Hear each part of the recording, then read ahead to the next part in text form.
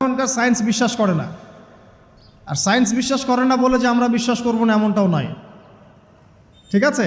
নবী সাল্লাল্লাহু আলাইহি ওয়াসাল্লাম বলেছেন, রাতের বেলা তোমরা বাচ্চাদেরকে সন্ধ্যাবেলা ছেড়ে দিও না, সন্ধ্যাবেলা বাচ্চাদেরকে ছেড়ে দিও না, আগে ভালো করে সন্ধ্যাটা হয়ে যাক, যদি ছাড়তে হয় তারপর ছেড়ো। তারপর রাতের রাত যখন গভীর হবে তখন তোমরা এলোপাথালি ঘোরাফেরা করো না, রাস্তাঘাটে বনে জঙ্গলে ঘোরাফেরা করো না, কারণ এই সময় এমন কিছু মাখলুককে আল্লাহ পাক ছেড়ে দেন যাদেরকে তোমরা দেখো না। এখন বিজ্ঞান যেটা প্রমাণ করতে পারে নাই, এটা কি বিজ্ঞানের ব্যর্থতা না ইসলামের ব্যর্থতা? যদি বৈজ্ঞানিকভাবে আপনি প্রমাণ করতে না পারেন তাহলে সেটার কোনো অস্তিত্ব নাই। এই কথাটাকে ডাহা মিথ্যা কথা। যদি মুমিন হতে চান তাহলে এই কথার উপরে এসে ইসলাম কবুল করতে হবে। যদি মুমিন মুসলিম হতে চান এই কনসেপ্টটার ঊর্ধ্বে এসে ইসলাম কবুল করতে হবে। আল্লাহ রব্বুল আলামিন এবং তার রাসূল যা বলেছেন সেটাই চূড়ান্ত সত্য, সেটা আমরা প্রমাণ করতে পারি বা না পারি, এটাকে অন্ধভাবেই বিশ্বাস করতে হবে। এটাই হচ্ছে একটা মৌলবাদী কনসেপ্ট। আর এভাবে ইসলামের মৌলিক বিষয়গুলোকে না মানলে কেউ মুসলিমই হবে না। কথা কি বুঝতে পারছেন? আচ্ছা, তিনি বলছেন রাতের বেলা এমন কিছু মাখলুক বের হয় যাদেরকে তোমরা দেখো না। দুষ্ট জিন বের হয়। কি বের হয়? জিন জাতি নাই পৃথিবীতে? আল্লাহ পাক সূরা জিন নামে একটা গোটা সূরা নাজিল করেছেন, করেন নাই? হাফেজ আছে না এখানে মানুষ? কুলু হিয়া ইলাইয়া আন্নাহু ইসতামা নাফারুম মিনাল জিন্নি ওয়া ক্বালু ইন্না সামি'না কুরআনান আজাবা। জিনদের একটা দল কোরআন শুনে বলেছিল যে আমরা অদ্ভুত আজব একটা কোরআন শুনেছি। তারপর তারা গিয়ে তাদের কওমের কাছে ইসলামের দাওয়াত দেয়, ওই কওম ইসলাম কবুল করে।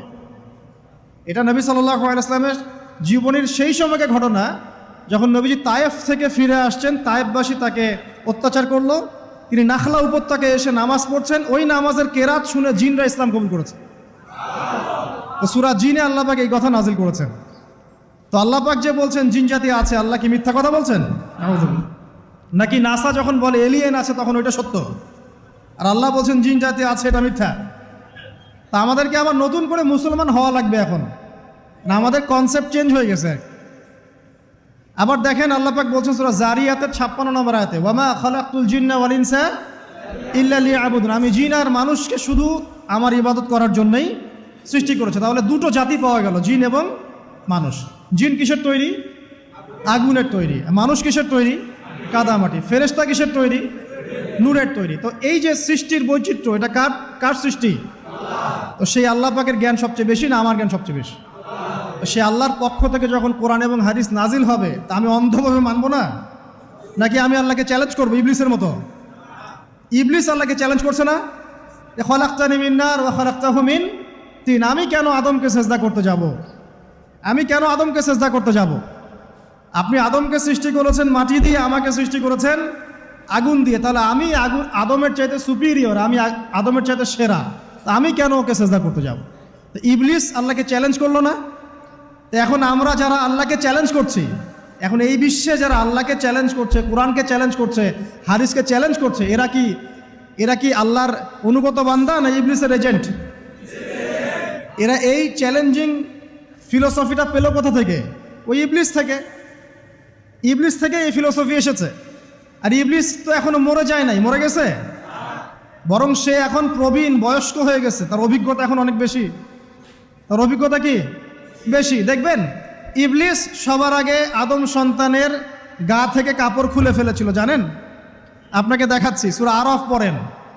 সূরা আরাফের মধ্যে আল্লাহ পাক বলছেন, ইয়া বানি আদম, হে আদম সন্তান, লা ইয়াফতিনান্নাকুমুশ শাইতান, হে আদমের সন্তানরা তোমরা শুনে রাখো, শয়তান ইবলিস যেন তোমাদেরকে ফিতনায় ফেলতে না পারে। কে বলছেন? আল্লাহ। কিরকম ফিতনা? ইয়ানজিউ আনহুমা লিবাসাহুমা, যে ইবলিস তোমাদের বাবা মায়ের গা থেকে কাপড় খুলে ফেলেছিল। ইয়া বানি আদম লা ইয়াফতিনান্নাকুমুশ শাইতান কামা আখরাজা আবাওয়াইকুম মিনাল জান্নাহ ইয়ানজিউ আনহুমা লিবাসাহুমা। আল্লাহ পাক বলছেন, হে আদমের সন্তানরা তোমরা সতর্ক থেকো, ইবলিস যেন তোমাদেরকে ফিতনায় ফেলতে না পারে, যেমন করে সে তোমাদের বাবা এবং মাকে জান্নাত থেকে বের করে দিয়েছিল এবং তাদের গায়ের কাপড় খুলে ফেলেছে। কখন কাপড় খুলে গেছে জানেন?